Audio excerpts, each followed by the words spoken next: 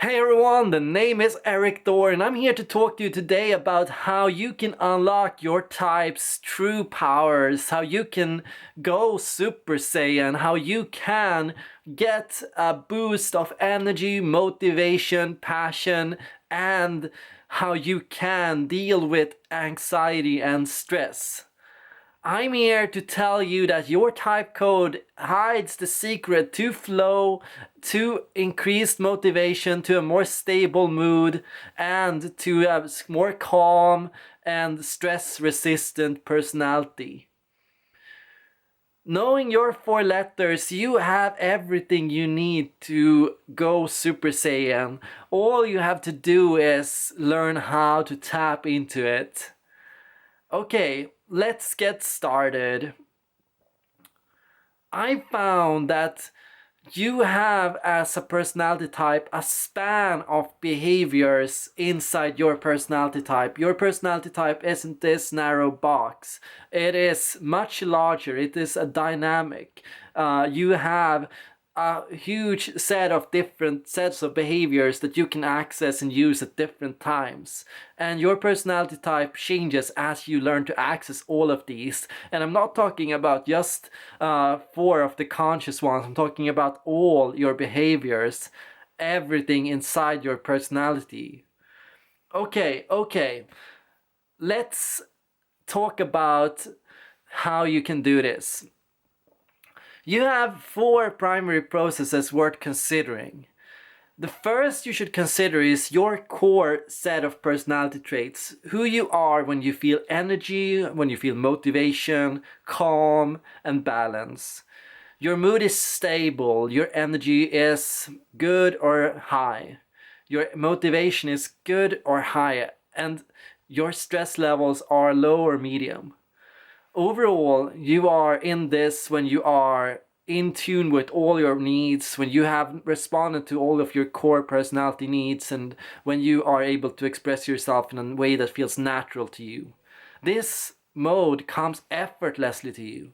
You don't have to reach for it, you don't have to drag for it or push it, and if you try, it's gonna be shit.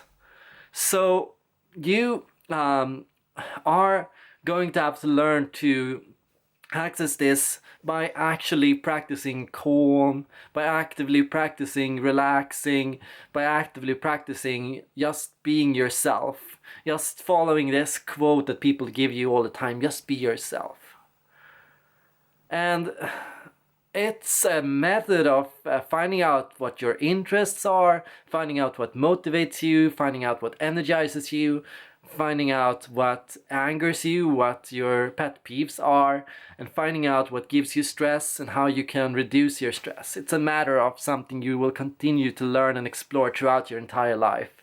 And your span of this box, what you've explored in this box right now, might just be 20% of it. And if it's only 20% of everything you have possible in this box, then your energy and your ability to access this is only going to be 20% of what it could be. Another box worth considering is the flow box. And I know flow is a fickle thing. Flow is something that it's hard to hold on to. But when in flow, your energy is at its highest, it's at its peak. Your passion is at its highest, it's at its peak. You can never see, if you see a person who seems unbelievably motivated, unbelievably energetic, then that is a person in flow. Everything around them seems like a dance. They seem to be perfectly unhinged by anything, able to completely bypass anything without any effort. But flow has a downside. Flow exposes you to anxiety, and it also exposes you to long-term stress, and that's why you can usually only hold on to flow for a few days at most. Every person that goes into a flow has a peak and a drop, and this is a natural part. We can't be Superman every day. We are taught to believe or have this ideal, we are chasing towards being this kind of person that has unbelievable amounts of energy, but very few people can hold on to a flow for longer than a week, and some can't even hold on to a flow for more than a few hours before something sets them off. Usually what causes you to lose your flow is something that makes you uncomfortable. As soon as you become shaken up, as soon as you start getting afraid, stressed out, or a little tense, your flow evaporates. So often, the more comfortable, the more stable your mood is, the less neurotic you are, the more you will be able to access flow. So a person with high neuroticism tends to have a lesser ability to access flow. And a person with a lower neuroticism and a more stable mood, with less triggers and less things that can set them up or less things that can hold them down, will be able to access flow better.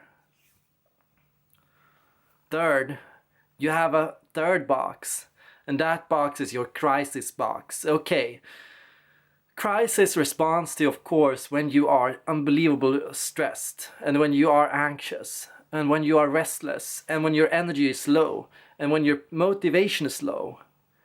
When we are in these situations of danger, when we are responding to negative emotions, negative feelings, things that bore us, things that stress us, things that go against our values, that's when we fall into this third box, this crisis box. And the crisis box is often what you can experience in times of difficulties at work, lots of work to do, work that you aren't passionate about, things that you don't want to do. And of course, we are all going to have to deal with this from time to time. And then the question is, how able are you to sustain this state without doing something reckless or stupid? How long can you make sure that you can handle this situation without basically being taken over by it, or becoming angry, or becoming scared, or running away? That's usually the question here. How well able are you to handle yourself in a crisis situation? Often, imagine that you have a low tolerance to stress, a low tolerance to anxiety. Then of course your ability to maintain this will also be lower. Finally, you have a fourth box, and that fourth box is your autopilot. What do you do when your interest is at its lowest possible? When your motivation is as low as it could be? When you feel no interest whatsoever in the thing you do, but you also feel calm and safe and rested and without stress? Imagine you're doing something completely tedious to you. Well, imagine you're doing something that bores the hell out of you. What tends to happen is we tend to enter into autopilot. And autopilot is the final state a person can fall into. So often the autopilot represents kind of automatic behaviors in you. Things that you just do on impulse without thinking about it. Things that just happen. Things that just naturally come out. And so the autopilot responds to who you tend to be when you aren't consciously aware of your own behavior or your actions, when you aren't consciously paying attention to things around you, when you are merely reacting on autopilot.